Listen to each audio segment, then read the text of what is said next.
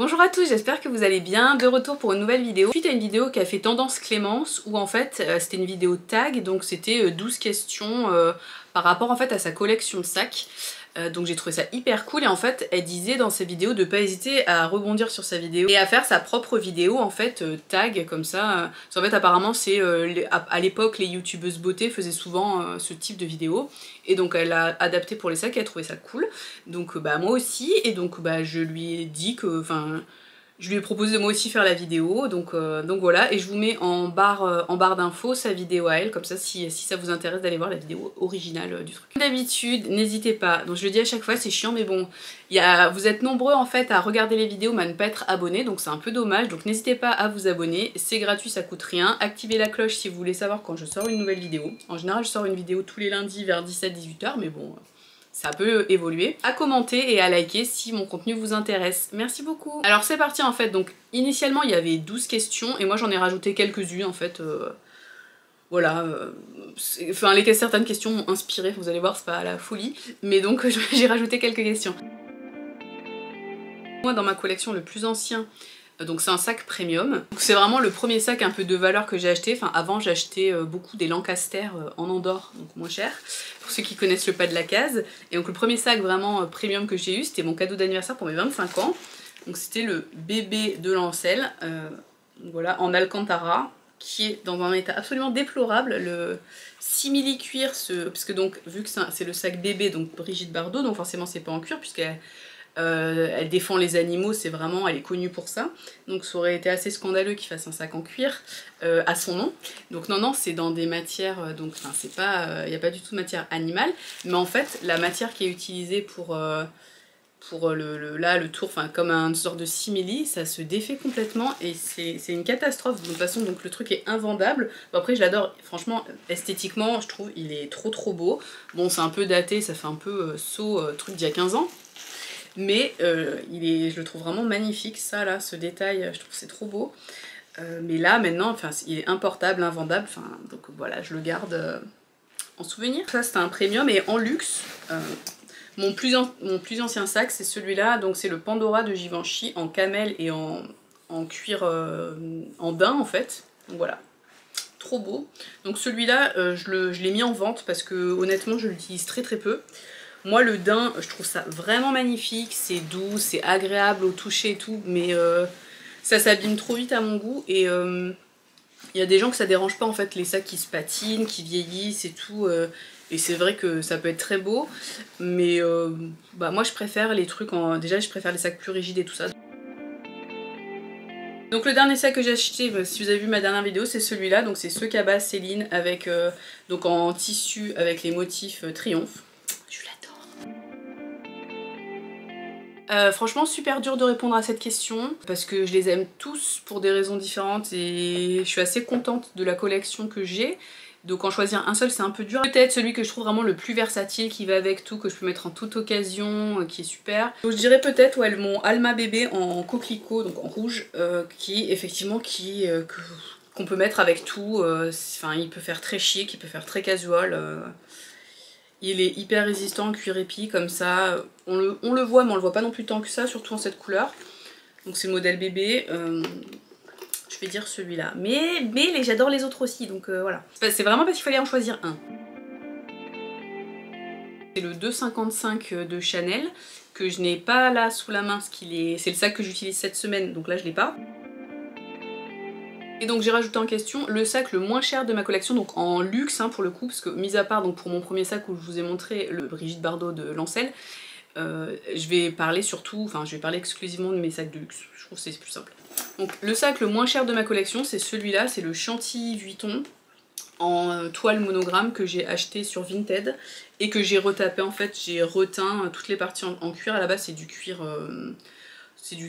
beige, du cuir de vachette non traité, classique de chez Lancel, et donc moi j'ai tout repeint en noir, ici aussi. Si ça vous intéresse, j'ai une vidéo sur le sujet, je vous la mettrai en barre d'infos. Donc celui-là je l'avais acheté 200 ou 250 € sur Vinted, donc voilà. Pour moi, je dirais celui-là, c'est le belt de Céline en taille, je sais jamais si c'est mini ou micro, je crois que c'est micro, donc c'est pas le plus gros, c'est vraiment le moyen. Je le trouve hyper pratique déjà parce qu'il a cette poche derrière, que vraiment je kiffe moi, poche derrière, c'est la vie je trouve. Pour mettre carte de métro et tout, c'est trop bien. Petite poignée comme ça. Bandoulière pour porter crossbody, moi qui est pile, enfin pour ma taille c'est vraiment la bonne taille. Je sais que sur ce modèle il y a des gens qui se plaignent en fait de la fermeture, que ce truc est pas pratique. En fait il faut comme ça clipser le truc mais par en dessous. Moi franchement je trouve une fois qu'on a pris le pli, enfin ça m'a jamais dérangé. Sinon vous avez une fermeture ici, donc vous pouvez toujours fermer la fermeture et laisser ça ouvert si ça vous gêne, ou juste le glisser comme ça dessous. Donc moi vraiment celui-là je le trouve parfait. En fait il est grand aussi par rapport à certains autres de mes sacs, il est quand même assez grand. Ah, on a un peu de la merde au fond. Il est quand même, donc il est assez grand, j'ai mis un organisateur. Donc franchement donc un format grand mais sans être non plus trop gros, enfin on va dire c'est vraiment la taille idéale. Il est léger, cette petite poignée, la poche derrière, enfin franchement je ne peux que conseiller ce modèle que je trouve dont on ne parle pas suffisamment. Bandoulière amovible, donc si en plus je veux changer la bandoulière pour changer un peu le style du sac c'est possible, non vraiment top ce sac. Alors le sac, j'ai rajouté également en question, vous voyez, donc il y avait la question le plus pratique, moi j'ai rajouté astucieusement la question le moins pratique, attention, grosse plus-value. Alors donc pour moi mon sac le moins pratique, ben, je trouve que le 2,55 il est pas super pratique. Je trouve en fait il est vraiment petit.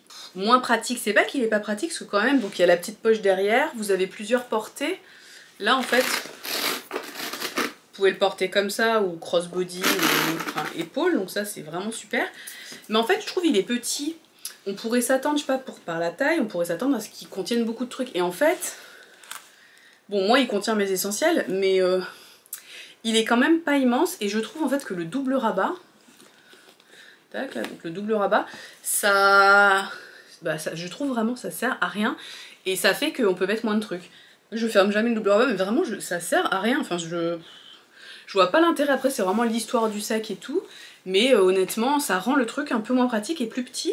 Typiquement j'avais un organisateur de sac à la base que j'avais acheté pour pas abîmer l'intérieur. Je l'ai viré direct parce que ça, forcément ça prend de la place et vraiment je pouvais rien mettre.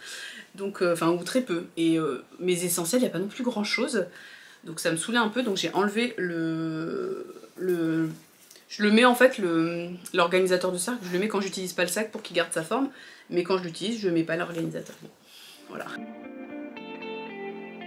C'est ça que je vous ai déjà montré. En fait, c'est celui-là, le Chantilly, j'y pense pas.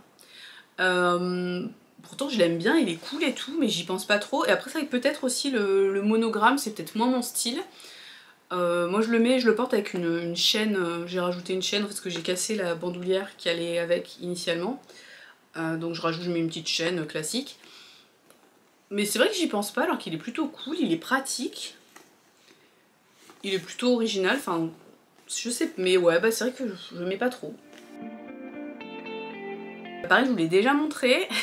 Dire mais en fait pourquoi elle a une si grosse collection, elle met toujours les deux mêmes. Après en fait très honnêtement pareil, enfin c'est un peu difficile cette question, c'est comme la question celui que je préfère, parce qu'en fait moi ma politique c'est de changer de sac toutes les semaines. En fait bon, sauf si il pleut ou truc comme ça où là je vais prendre forcément un sac qui a une matière adaptée à la pluie on va dire. Mais sinon chaque semaine je change de sac. Par exemple la semaine dernière j'avais celui-là, cette semaine j'ai le 2,55, la semaine d'avant j'avais le belt, la semaine encore d'avant j'avais mon autre Chanel, enfin je tourne en fait comme ça. Mais donc c'est vrai que celui-là il fait à la fois soirée, jour, on peut le mettre tout le temps. Il y a certains sacs, par exemple le belt il est quand même assez gros, ça fait pas du tout soirée, alors que celui-là il peut faire vraiment les deux. Et j'ai pas peur qu'il s'abîme, parce que bon, par exemple le 2,55, si je vais au boulot et qu'après je choisis d'aller faire un after work ou un truc comme ça, j'aurais quand même un peu peur si je sais pas trop où poser mon sac, qu'il s'abîme ou enfin je sais pas, que quelqu'un se frotte dessus, enfin j'en sais rien. Alors que celui-là il est vraiment très résistant, c'est vrai que le cuir épi de Vuitton, bah il peut rien lui arriver quasiment. Donc c'est peut-être pour ça. Forcément, celui-là aussi. Merde, en fait je devrais garder que ce sac-là dans ma collection. Alors pour mes dernières vacances, j'ai pris les deux sacs qui sont là, mais celui que je prends vraiment quasiment tout le temps, c'est celui-là, donc c'est le Félicie de Vuitton de la collection Summer by the Pool de l'année dernière. Trop pratique en fait. Vous avez une chaîne, vous pouvez à la fois le porter main, porter crossbody et tout ça. Il est petit mais vous pouvez mettre vos essentiels, franchement il est top. Et autre sac que je prends aussi systématiquement quand je prends l'avion et tout ça, ça va être mon Kaba, je prends toujours celui-là. Enfin peut-être que maintenant je prendrai mon nouveau vu que j'ai le nouveau Céline. Mais en attendant je prends celui-là pour mettre ce dont j'ai besoin avec moi dans l'avion. Ou dans le train, si je prends le train en fait, que j'ai pas besoin, enfin que je mets pas dans la valise, que j'ai besoin vraiment avec. Alors ben, c'est celui-là, c'est le Gabrielle Chanel, donc version sac à dos en tweed. Ben, en fait forcément comme je vous dis, donc je change de sac toutes les semaines, donc celui-là je l'ai porté il y a pas très longtemps non plus, peut-être aux dernières semaines du mois d'août ou truc comme ça. Mais forcément c'est un sac, bah, s'il pleut, voilà, il est en tissu donc on va peut-être éviter. Donc c'est pour ça que je peux pas le mettre trop tous les jours. En fait, enfin je sais pas, mais forcément celui-la, j'aurais plus peur un peu de le salir vu que c'est du tissu. Et que je peux pas trop enfin si je l'abîme, je l'abîme. D'ailleurs mon chien, putain, la dernière fois que je l'ai mis là, je sais pas si on va voir mais ici, mon chien donnait des coups de griffe en fait. Je sais pas si on voit, donc j'ai abîmé ici, là, je suis dégoûtée. Mais pour l'instant, en tout cas, le tweed, je trouve ça vraiment top. C'est... Enfin, pour l'instant, je l'ai pas sali ni rien. Ouais, non, c'est peut-être celui-là où j'ai eu le plus peur, entre guillemets, d'abîmer. Parce que pareil, si jamais il s'accroche quelque part et qu'il y a un fil qui est tiré, truc comme ça. Mais sinon, mais quand même, je le porte assez régulièrement. Mais c'est vrai que j'aimerais bien le porter plus, parce qu'à chaque fois que je le prends, je me dis, mais... Oh, j'ai trop de chance d'avoir ce sac-là dans ma collection. Il est tellement beau, je le trouve vraiment, mais... trop beau, vraiment. C'est... Enfin, vraiment, celui-là, il est... Enfin... Vraiment magnifique.